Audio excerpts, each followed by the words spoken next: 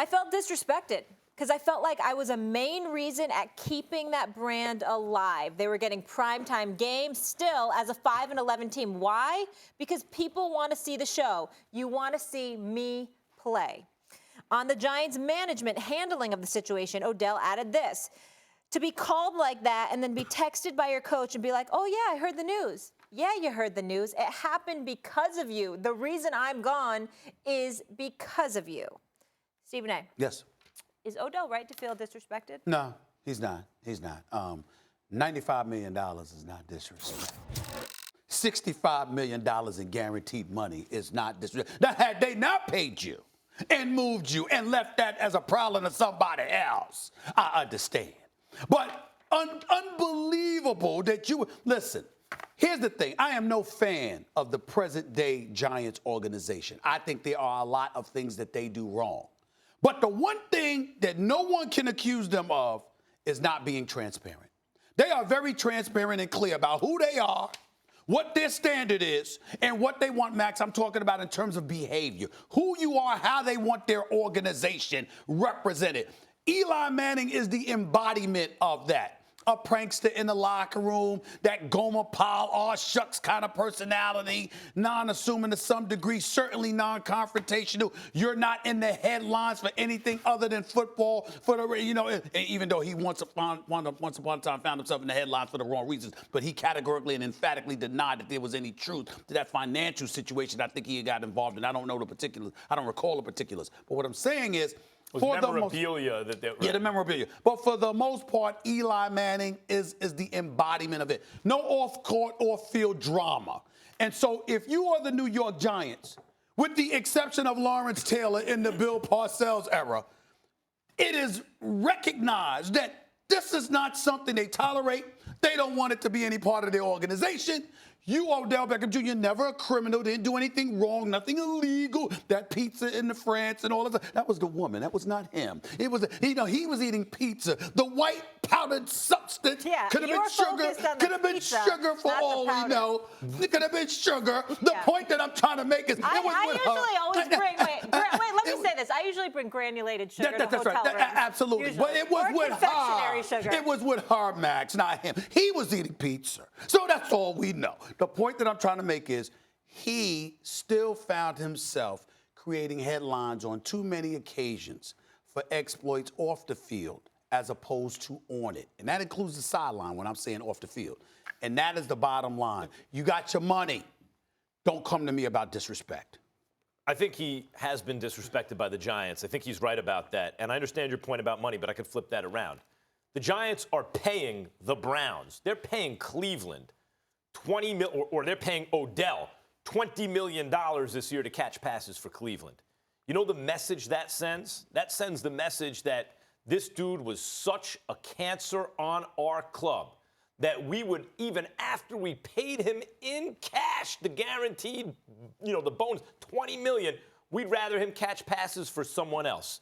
That's disrespectful, and let me tell you why. Odell was not the problem on the Giants. You can't say that a receiver is destroying your culture. Well, he's your best player. What does that mean? You don't have enough other good players.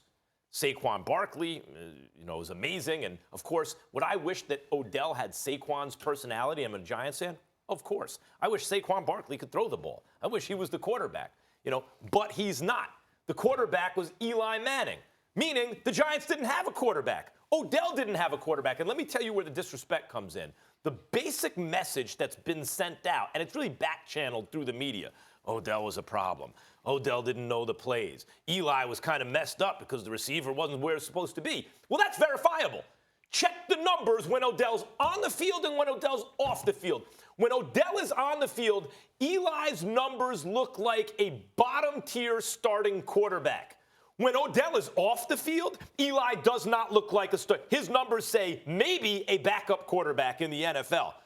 So the kind of back-channeling, whisper campaign and all this stuff that's going on against Odell, it's not verifiable. What the numbers say and what your eyeballs say is that team was way better with Odell on the field than with Odell off the field. I'm going to preface this by saying, what player has come out and said Odell was a problem? None. Because we all know the truth. None. We know the truth. Eventually, if you were a legit cancer, somebody that you played with within that locker room would say that. This was all about the Giants having the perception of what you're talking about, Stephen A., of what we want our organization to be. Was he disrespected? Absolutely. But that's the price of doing business in the NFL. At some point, every elite player, right? I played with one of the best receivers to ever play the game, Terrell Owens.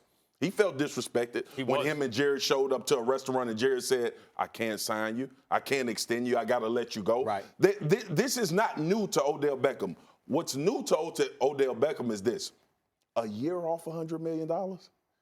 A year after giving him $100 million, you decide to trade him to the Cleveland Browns and build that franchise up to what we're talking about, possibly competing for a Super Bowl? Here's the issue I have with the New York Giants.